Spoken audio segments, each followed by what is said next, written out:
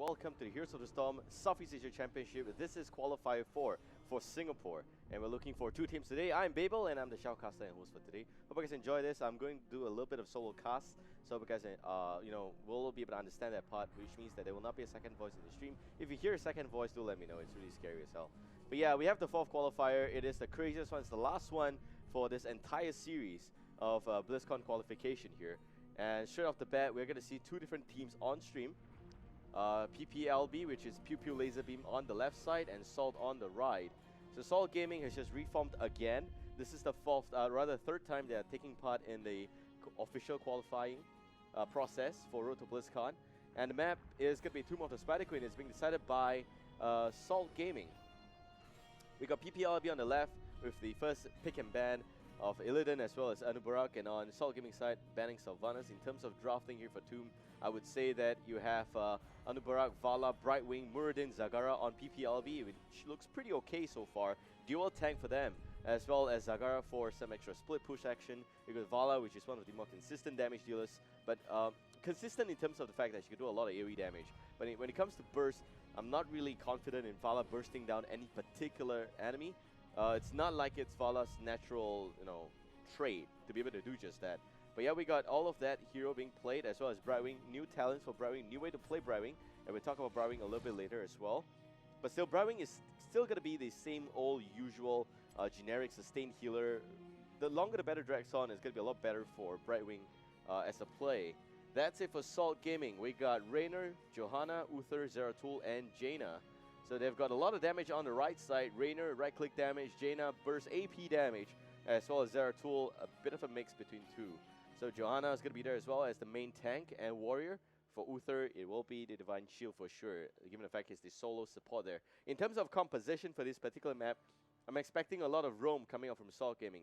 You can see Johanna and Uther sets up really well. Zeratul, a lot of bursts. Jaina, clears the way very quickly and has got a lot of damage in the form of Blizzard. For PPLB, on that side of this draft, they don't really have that for the early game. So they're going to lose the advantage in the early game pre-10, but we'll see what happens post-10. That's it. Without further ado, let's just go into this map here, Tomb of the Spider Queen. So the map itself has got 3 different lanes. It's a very small map. It has got very, very nice vents, air vents all around, which basically blocks vision, as well as the fact that we've got 2 turning points. Normally teams like to gank the mid and top, especially for a lineup like Salt Gaming. They want to gank the mid lane, the top lane. PPLB's focus should be staying alive in the early game and making sure that they get their level 10 that they need to make sure that they are on level playing field. For Salt Gaming on the flip side, ganking will be the name of their game here. And it's a very small map, although the map looks like it's kind of big, but it's actually very small. 2 turning points. Most of the action going to happen in the mid lane.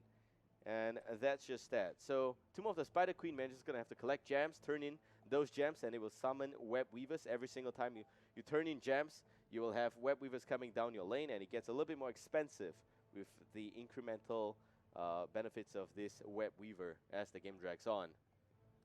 So there's also a total of 2 Bruiser Camp at the mid lane, as well as 1 Siege Camp at the bottom lane, plus 1 Boss Camp at the top lane. So it's very easy. Most teams really have to pay strong attention to the Mercenary Camp timings. But now because of the change in this map mechanics here, it used to be the fact that the moment you turn in gems, you will have the ability to go for Mercenary Camps. But right now, Tomb of the Spider Queen doesn't allow that.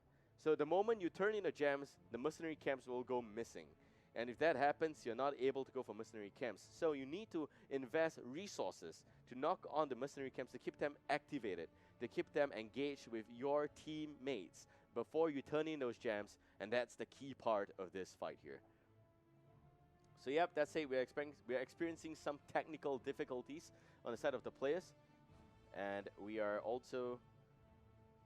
Okay, I'm just getting information now that the headphones have some sound issues, but for all of you guys who are watching at home, this is the 4th qualifier, man.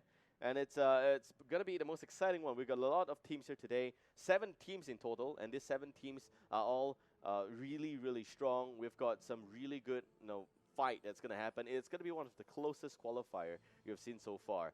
The other 3 qualifiers, there's been, rumors of a very strong team, and also the fact that they are kind of on a different level. But for this one here, It's very different. We've got Ingenium joining the competition today after taking a break for, I think, about 2 to 3 months now. And they're finally back in the scene. The last time they are the Heroes Community Cup champions. So really excited to see the new lineup and roster Ingenium has to provide. They're also on the bottom side of the bracket. If we can, we'll just show you the brackets right now. But yeah. So in terms of brackets for today, we've got 8 teams actually, not 7. We've got a random team playing off against Ingenium. I think we're gonna try and see. Oh, sorry, the team name is called Random Team. Okay, so Random Team versus Ingenium, as well as One Last Chance versus 4 Pups and Kill. PPLB, which stands for Pew Pew Laser Beams. I know, I've said that before. Versus Salt Gaming. And MOG versus Malayan. So the game we're going to bring you on stream is going to be the game between PPLB and Salt Gaming. The moment we got clearance from that, we will start the game. But so far, this is already the quarterfinals. 8 teams, all here today in this offline venue. If you are in Singapore, do swing by to Colosseum at Bugis Plus. That's where we are all at. It's a small little Heroes gathering. We've got a qualifier going on. Everyone's really happy, big smiles. I'm not really sure if that's going to be the case at the end of the day, but right now everyone seems pretty happy. So that's it. We also have got a lot of things on hand here, and I would say for sure that we've got a double elimination or a single elimination bracket, and 2 teams will be looking to qualify today. First place gets 1,000 Singapore dollars and goes home really happy. Second place gets 500 Singapore dollars and gets also a slot in the national finals. First place gets the best seat in the national finals here. And 2 teams will qualify, the others will not. And these 2 teams will also be placed in 2 different pools. So the first place team will be placed in a pool of other first place teams from the other 3 qualifiers. And all 4 qualifiers will see them picking their opponents. They'll be seated into the bracket where they will not meet each other in the first round. It's going to be 8-team double elimination for that particular national finals that's happening on 18th of July. And for the second place teams, they will have to face off against the first place team. It is going to be randomized, so they're going to pick their opponents via a small little sleep here that we prepare for them. So it's kind of random in that sense.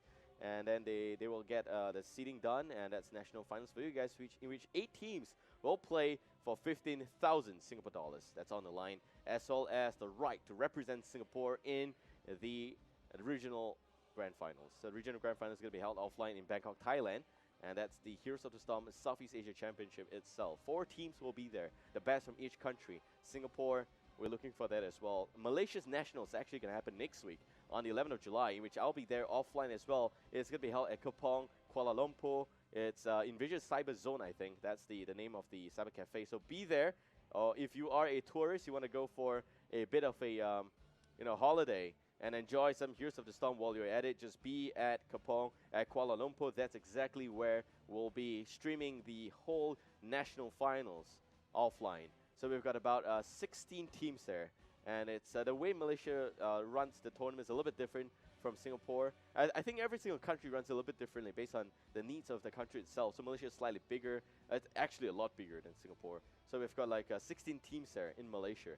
First round single elimination, and you have a total of 8 teams in the next round moving forward, and that 8 teams will play in a double elimination bracket. So the first game is very important. Also, things to note: the first game, if I'm not wrong, is going to be a best of 1. So that's where you're going to see a lot of cheese happening. But they're also doing the seeding similar to how SG does it. They have got different pools of teams. So first place will not meet first place until semi-finals, and well, potentially. And second place teams will be playing off against a 3rd or 4th place. First will definitely meet a 3rd or 4th first. Then they'll meet the second place team in the top 8 if all things goes as planned. But yeah, so Malaysia's 16 teams. We've got a really, really good show there for you guys. I hope you guys tune in next week as well. This week is going to be qualifiers in Singapore as well as Philippines. So shout out to the other stream, twitch.tv/MinatskiTV. The cast is not in English, it's in Tagalog. So it's for the Filipino viewers there. They've got 2 qualifiers for this weekend. One in Davao, one in Katipunan, if I'm not wrong. So that in itself has got 2 different qualifiers. Philippines qualifying process is kind of like Singapore, in which 2 teams will go on to the national finals. But yeah, Philippines is just such a big country, and they're doing whatever they can to run this tournament just so that they can hold the national finals on 25th of July.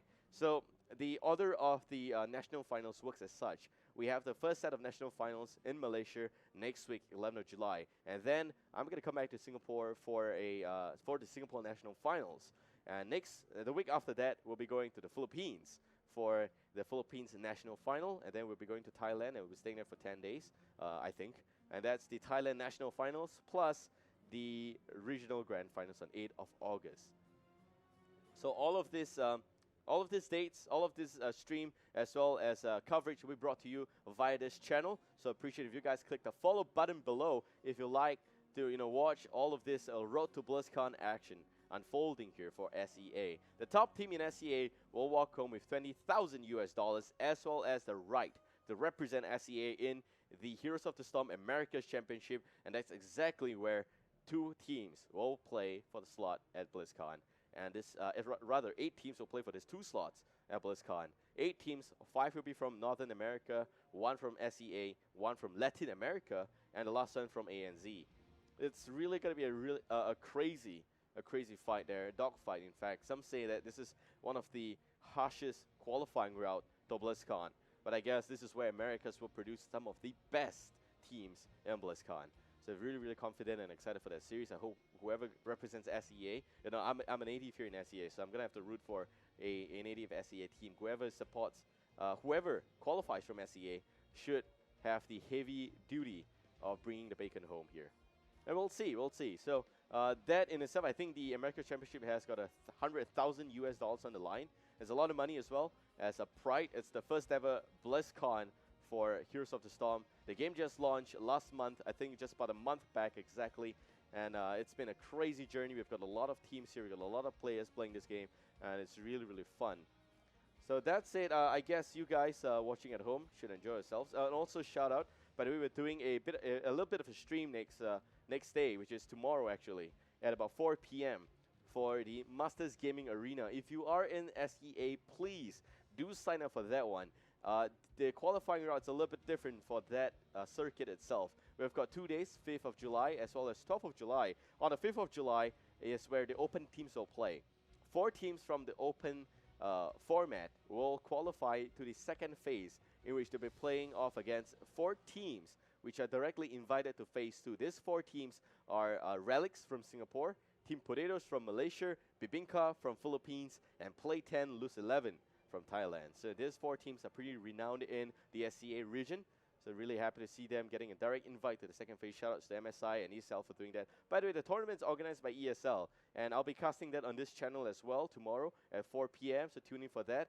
Top prize for this entire SEA qualifier, 1 team will qualify, and they will fly down all the way to United States, Seattle, PAX Prime. That's where the grand final is going to be held. It's sponsored by MSI. Shoutouts to them for that. But yeah, for today, Road to BlizzCon, we got sponsors, Alienware, Intel, Razer, as well as Stream Partner XSplit. We're all really happy to have them here. Really huge shout out to those guys there for doing such an awesome job actually, and just helping us make this happen. So yeah, if you do enjoy whatever you're seeing in this entire circuit, give me a like on Facebook, follow the channel. This is where you have all of these actions unfold for SEA. If you ask me what is the best team in SEA, I would say that it's going to be a pretty close fight actually. We got Singapore being a slightly more mature gaming scene. We've been holding competitions since September last year.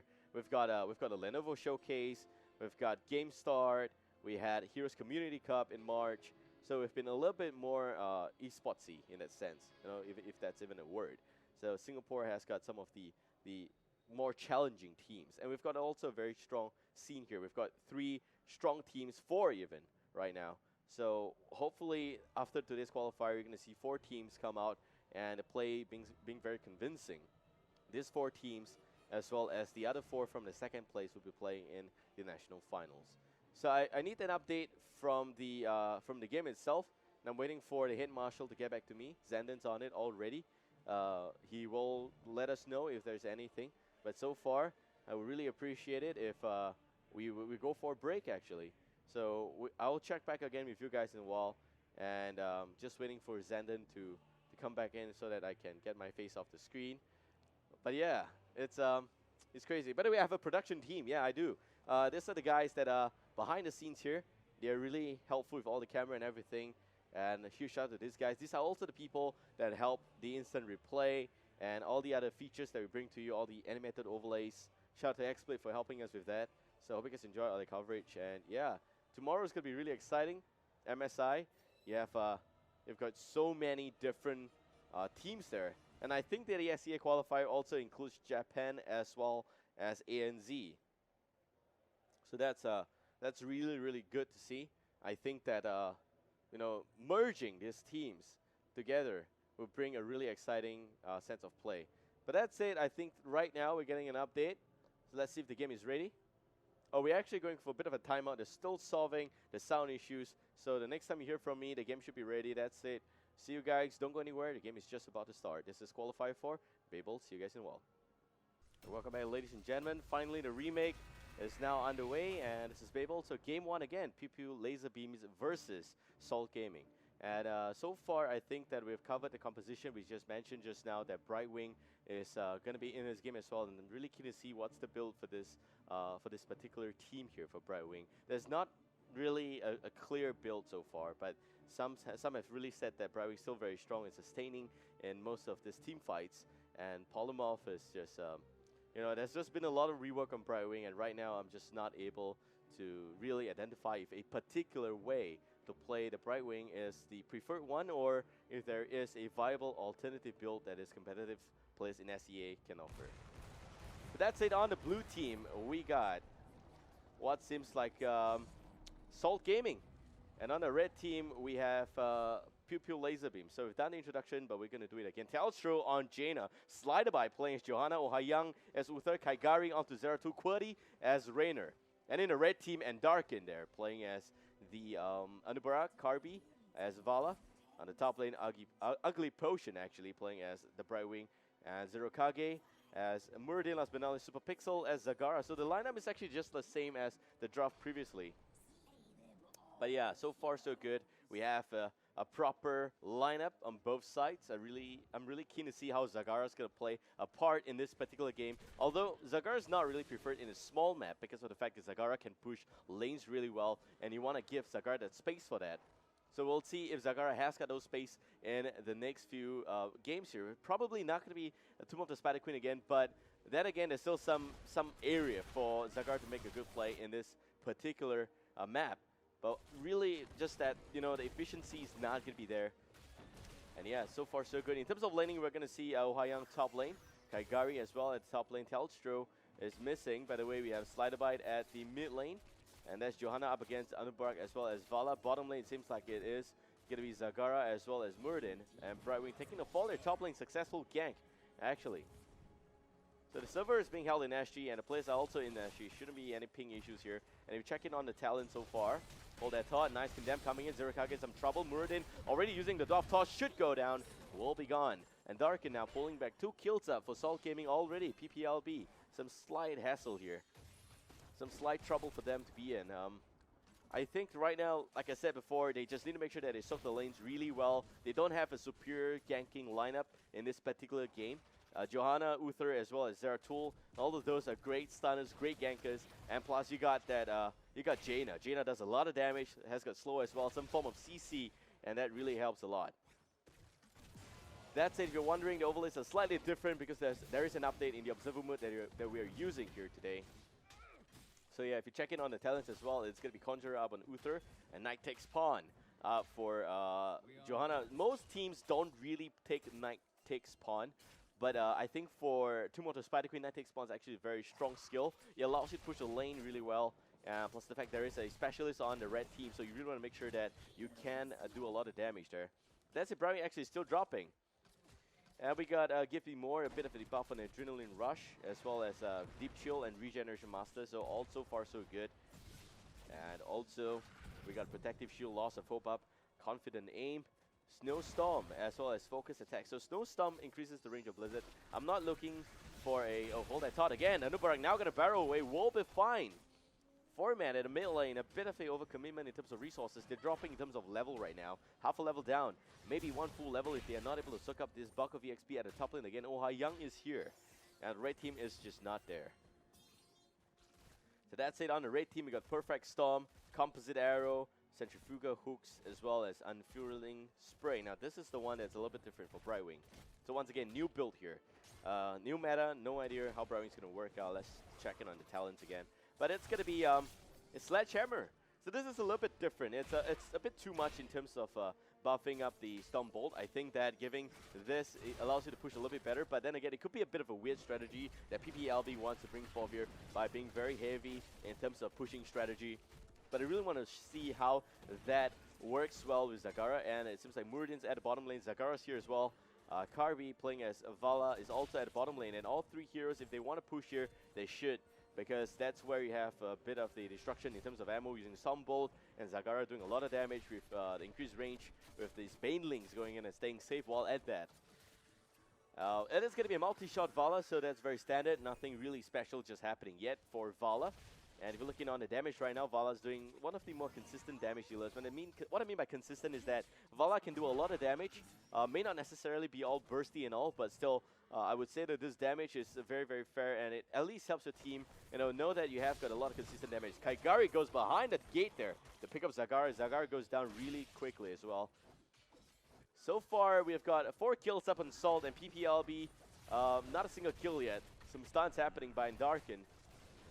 Karge as well on the mid lane, but so far we got 11 gems turning by the blue team already, and level 7 means new talents for them. So we got Cleanse Up, Battle Momentum, Revolution Overdrive, Frostbitten, and Follow Through. So after the last patch, most of the support players actually have Cleanse, and only 3 have Protective Shield. And that's Tarande, that's Tassadar, and that's I think Uther. So Uther is the other one here, and Super Pixel also some trouble. There goes the stun coming from Dark, and Kaigari actually still getting spotted out there. More slows coming in. Blizzard now picking up the kill. Super Pixel will be fine, pulling back at the end. And also going to see a wave of blue web weavers, but a nice timing on the mercenary camps here by the red team. And PPLB now, Slide Bite using Condemn again. There goes the stun. Slide Bite dropping to just about 50% health right now. Pops Iron Skin will be able to pull back. Red team, they need to defend right now. They are 1 level down. Vala goes down a bit of a problem again. Kaigari just poking, doing so much work in that. But the blue Web Weaver is pushing the mid lane, and top lane we already have a bunch of minions as well as Web Weaver at the gate. Ugly Potion may not be able to hold the front here. Red team really wants to secure the mid lane, so Web Weaver, Salibite goes in. Kaigari don't have level 10, but here goes the cleave, and it seems like Zagara will go down. Zero Kage now, pulling back. Both are tanks, not easy to kill, but it seems like the Web Weaver is gone. Zero Kage will pull back, and then Darkin will barrel charge away as well. Top lane, gate's gone. It seems like bottom lane we still have a Web Weaver pushing down the fort here, so great utilization of map positioning by the blue team, and red team just not able to respond in time here. Punish going down, doing a lot of damage against Anubarak, and now we're also going to see some stun from Mohayang. Meanwhile, Vala goes down against Kaigari. Kaigari doing so much work. We check in on Kaigari's kills. I think it's going to be quite a fair bit here. Let's look at that in a while. Zerukage dropping again, and the Darkin pulling back. The gate may not hold any longer. The tower's gone already. We also have Hyperion being picked up as compared to Reyna's Raider. And speaking of that, we have a level 10 talent picked up by the blue team. Divine Shield, Blast Shield, both of those twin shields there. Water Elemental, Hyperion, as well as Avoid Prison. So this is a standard push team coming up from the blue team. They've got a lot of damage, but generally just like to point out that if you pick Hyperion, you're really focused in pushing. Brightwing going down again, 4-man gank on the top lane. Well, if they can set up properly, maybe they can go for more kills right now. But top lane, Fort now in a lot of trouble. I think that we've got some range minions here, and a lot of damage being dished onto the Fort. Meanwhile, Kaigari's not here. That's sign of a missing Zeratul. Super Pixel dropping. Super Pixel goes down. By the way, for you guys watching at home, there's actually a bit of a delay on stream just because we want to make sure that the team's not able to cheat. That's it. Anubarak, a lot of trouble, will also go down. And the red team there. Level 8. Seems like Salt is really prepared for this. Ugly Potion having some connection issues. We've been plagued by technical difficulties all day long. Hopefully we resolve this one as well. But meanwhile, it gives us some space to talk about the talent choices on the red team. We got a Piercing Bolt. So this is a full-on buff on this Storm Bolt here. And that's something that I think is not really needed. Sledgehammer is not my preferred a talent pickup, I normally will go for the Thunderclap build. If not, maybe the tank build with Third Wind. I think Third Wind allows Mur to stay alive a little bit longer, and that's very important. And you also got Searing Attack up on Vala. This is gonna be good. Good for the multi-shot build. It's the only thing that they can pick at this particular talent level.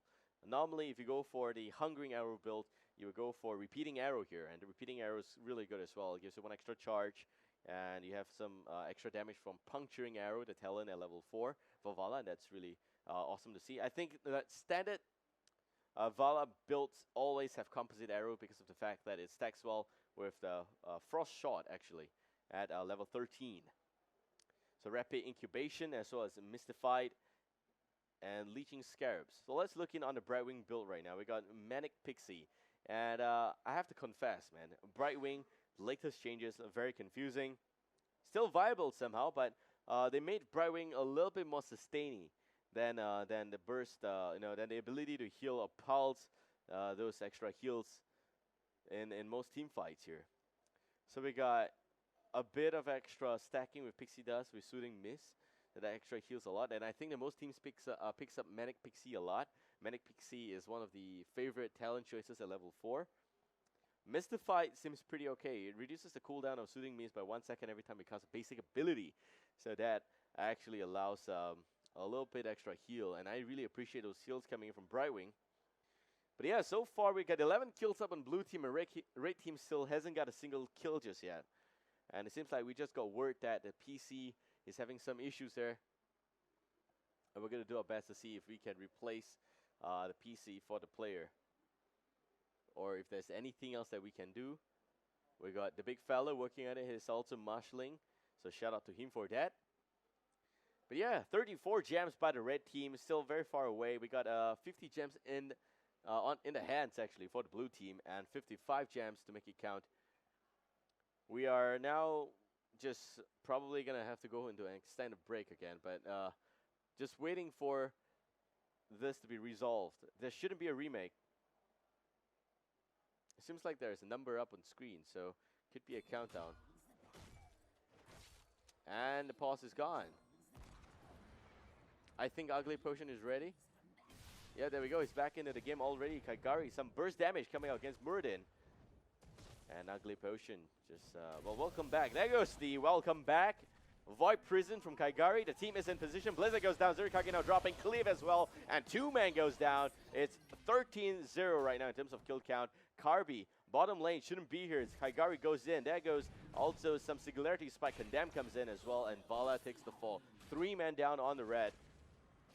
Red team struggling to get a first kill. 3-level difference. They are not able to really utilize Zagara's abilities to push. In fact, if you check in on the structures for the blue team, most of it are actually at full health, except for the bottom lane that's just at about 15% chip damage. That's about it. But red team, what they can do here is really just soak the lanes, get that level 10, and possibly take a team fight. It's going to be a lot harder for them right now than 10 versus 13.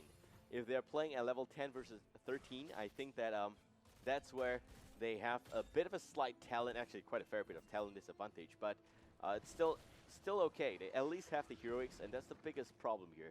They get level 10, they can put up a fight. Let's see the talent choices for the heroic talents. It's Vala going down meanwhile again, and that's it. We got Zurikage also dropping. Muradin, 2 men down again from the red team. And blue team with a second wave of Web Weavers. By checking on the heroics, it's going to be Ring of Vengeance, Devouring Maw, Avatar, Blink Heal, as well as Locust Swarm. A nice pickup on Zagara again. Missing a lot of actions, a lot of bursty ganks happening here. But on the blue team, we got Stringray up, Burning Reg, Double Barreled, as well as Improved Ice Block and Wormhold. So far, so good on the blue team. Bottom lane, full on 4-man push coming in from Salt Gaming, and PPLB needs to hold the front here. They have heroics, they should make a good use of it. Locust Swarm has been nerfed in the latest patch, and I'm really surprised to see that that's being used here today. Normally, I think Web Blast would have been a slightly better option, would have allowed the team to fight with a bit of an extra advantage moving forward. But Hyperion doing a lot of damage against most of those structures there, and Web Weaver's pushing the bottom tower already. Mid lane also having a lot of pressure coming. There goes the Blizzard. That's a lot of damage. Unbrow pulling back. Here comes the Water Elemental. And also going to see some damage, some purple charge being detonated by the Web Weaver. 5-man still alive, but most of them not at full health. Ugly Potion takes a bit of beating. Zerokage lands a nice Stumble, but will not follow up. Super Pixel goes in with the extra range on the Banelings, but will go down at the end. Zagara. So to 18 kills to 0. Here's Salt Gaming pushing really well right now. And PPLB just needs to hold the front. Mid Fort dropping really low. Mid Fort looking like it's gonna go down. Zerokage lands a stun, but Fort's not gonna be safe. It goes down. Ugly Potion is also healing Zerokage a little bit. Now top lane, we've got the structures at top lane pretty intact except for one tower. So it's still kind of okay for the red team. I think that right now they are 5 level away from the blue team, and that's a huge lead. They have to try and catch up. What they can possibly do here is to soak the lanes, go for the mercenary camps, really avoid team fights. They've been caught off guard so many times because of the Zeratul. And speaking about level 16, we get level 16 talents been picked up by Salt Gaming. So we got a Benediction up, we got Imposing Presence, Bullseye, Numbing Blast, Double Bombs. Probably seems like it's going to be a Rewind Zeratul. And it's been so long since I've seen a Rewind Zeratul. Most teams don't go for that. And hold that top. Brightwing, Blink Heal, not the furthest target. Will go down. Slider by now in position. Misses the Blast Shield. Unfortunately, Kabi with a 3-man Rune of Vengeance now, but will still go down. 2 men gone on the red team. Blue team now, 20 kills and still counting. There goes a Void Prison. Connects beautifully on 3 members. Hyperion comes out. More damage. Blizzard still on cooldown. Super Pixel goes down. Meridian goes down. 5-man team wipe. Core in a lot of trouble. And Salt Gaming knocking on the core. Seems like it's going to be game here. Hyperion just expediting the death here. We've got about 20 seconds before the team respawns. They're not going to wait 20 seconds. They don't have the time. And it seems like Salt Gaming is going to walk away with the first game up for them. That's it. We have a replay ready, so let's check that out. So this is where it all went down south. You got a bit of the Numbing Blast coming in, and that's going to root the Brightwing in place. A Blast Shield missing that Slider by. How could you miss a Blast Shield at point blank range? It's just not professional. But that's it. We got 3-man beautiful Void Prison going on as well. Uhai Young in position for a stun. Lands the stun on Super Pixel. And Super Pixel will go down. The whole team goes down as well. This is where, you know, it's a huge lead. And I'm not surprised at this particular outcome of the match. I mean, Salt Gaming, they were ganking so much more. They picked the correct lineup that's really strong here for this map. They rotated a lot more. They ganked a lot more. They were able to secure places in which there's a lot of lanes being ganked, and you have PPLB playing on the back foot the whole time. So that's the main difference between the composition of both teams here. But yeah, that's it. Ladies and gentlemen, we're now going for a short break, and we'll be back again. Shout out to sponsors Alienware, Intel, Fairfax sponsor Razer, as well as String Partner XSplit, and you guys for watching. We'll be back for game 2 in just a bit. See you guys in a while. To go in the right click build here with Tyrell around and hold that dot. Down goes Butcher again. And Ugly Potion now have to pull back. Some heals coming out, but that's not going to be enough. Abathur not doing a lot actually in this game.